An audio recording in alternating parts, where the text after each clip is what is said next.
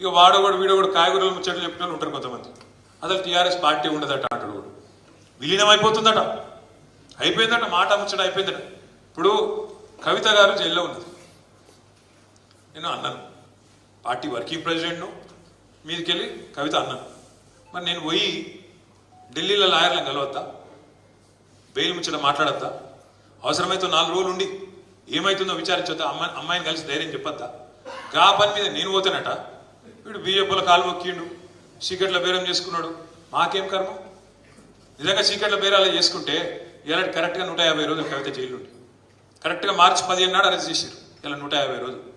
ఇలా మా ఇంట్లో ఆడబిడ్డ వీళ్ళందరి మాకు నిజంగానే వాళ్ళతో ఒప్పందం ఉంటే 150 రోజులు జైలు ఉంటుండేనా? నేను అడుగుతున్నా, మిమ్మల్ని ఒకసారి ఆలోచించు. ఒక్క కాంగ్రెస్ వాడు జైలు ఉన్నాడే రోజు? ఎవరికి మరి ఒప్పందం లోపాయి కాదు, మనకా వాళ్ళకా? మన ఇంటి ఆడబిడ్డని జైల్లో పెడితే కూడా మనం కొట్లాడుతున్నాం.